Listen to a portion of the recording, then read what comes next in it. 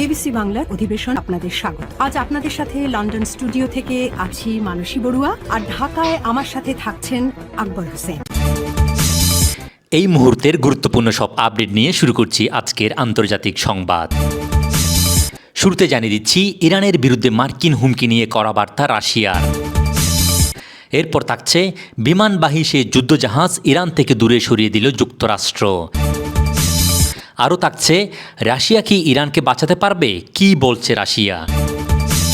এবং সর্বশেষ থাকছে ইরানি ড্রোন ভূপাতিত, ইরানের সঙ্গে আলোচনা চলার কথা নিশ্চিত করলেন ট্রাম্প। এতক্ষণ শুনছিলেন সংবাদ শিরোনাম, এবার বিস্তারিত শুরু করার আগে একটি ছোট্ট অনুরোধ, ভিডিওটি ভালো লাগলে একটি লাইক দিন, বাংলা নিউজ ওয়ার্ল্ড ফলো এবং সাবস্ক্রাইব করুন এবং কমেন্ট করে জানিয়ে দিন আপনি কোন জেলা বা কোন স্থান থেকে আমাদের দেখছেন ও শুনছেন। এদিকে ইরানের বিরুদ্ধে মার্কিন হুমকি নিয়ে কড়া বার্তা রাশিয়ার। ইরানের বিরুদ্ধে যুক্তরাষ্ট্রের নতুন সামরিক হুমকির তীব্র নিন্দা জানিয়েছেন রাশিয়ার পররাষ্ট্রমন্ত্রী সের্গেই লাভরভ। তিনি সতর্ক করেছেন, এমন কোনো নতুন আগ্রাসন আঞ্চলিক ও বৈশ্বিক স্থিতিশীলতার জন্য মারাত্মক পরিণতি ডেকে আনতে পারে। লাভরভ বলেন, বিদেশি প্ররোচনায় সৃষ্ট অস্থিরতাকে অজুহাত হিসেবে ব্যবহার করে 2025 সালে জুনে ইরানের বিরুদ্ধে সংঘটিত আগ্রাসন পুনরাবৃত্তি হলে তা বৈশ্বিক স্থিতিশীলতাকে গুরুতরভাবে ক্ষতিগ্রস্ত করবে। একদিন ক্রেমলিনও জানিয়েছে ইরান ইস্যুতে উত্তেজনা কমাতে রাশিয়া অব্যাহত প্রচেষ্টা চালাচ্ছে। ক্রেমলিন মুখপাত্র দিমিত্রি পেসকভ বলেন, তেহরানের সমৃদ্ধ ইউরেনিয়াম প্রক্রিয়াকরণ বা সংরক্ষণের মতো বাস্তবসম্মত সমাধান প্রস্তাব করে মস্কো উত্তেজনা হ্রাসে ভূমিকা রাখছে।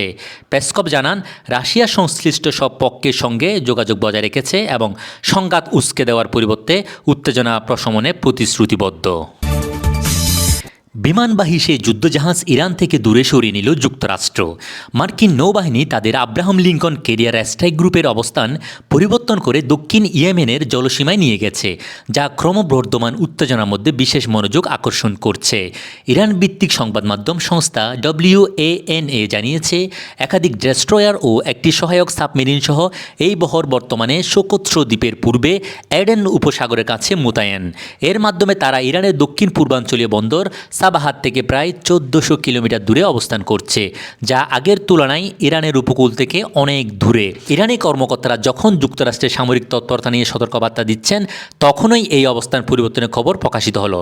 তবে এই বিষয়ে বিস্তারিত জানা যায়নি এবং মার্কিন কর্তৃপক্ষ আনুষ্ঠানিকভাবে কোনো তথ্য দেয়নি। রাশিয়া কি ইরানকে বাঁচাতে পারবে, কি বলছে রাশিয়া। ইউক্রেন সংকটের উত্তাল পরিস্থিতির মাঝেই ইরান যুক্তরাষ্ট্র সম্ভাব্য সমঝোতার আলোচনায় রাশিয়ার নাম উঠে এসেছে। অনেকে প্রশ্ন করছেন, রাশিয়া কি মিত্র ইরানকে রক্ষা করতে পারবে নাকি কেবল সময় কিনছে।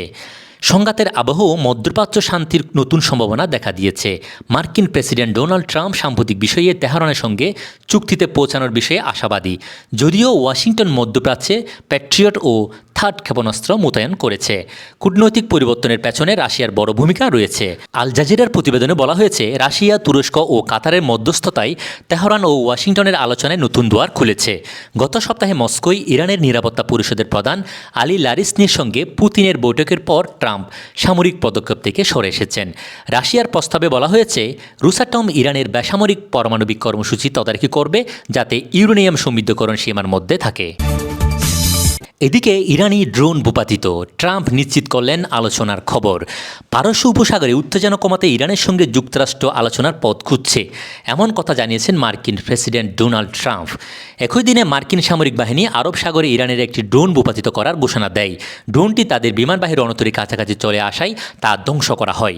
হোয়াইট হাউসের সাংবাদিকদের সঙ্গে আলাপকালে ট্রাম্প বলেন, ইরানের সঙ্গে আলোচনা চলছে, কোথায় হচ্ছে তা বিস্তারিত জানানো যাচ্ছে না, তবে নিশ্চিতভাবে আলোচনা হচ্ছে। তিনি আরও বলেন, আমরা মিডনাইট হ্যামার অভিযান চালিয়েছিলাম, তারা এখন এমন কিছু করতে দিতে চায় না। গত বছরের জুনে ওই অভিযানে যুক্তরাষ্ট্রের বিমান ও নৌবাহিনীর ইরানের 3টি পারমাণবিক স্থাপনায় হামলা চালিয়েছিল। সাম্প্রতিক সরকার বিরোধী বিক্ষোভ দমন ও পারস্য উপসাগরে USS আব্রাহাম লিঙ্কন রণতরী মোতায়েনের মধ্যে তেহরান ওয়াশিংটন উত্তেজনা আরও বাড়ছে।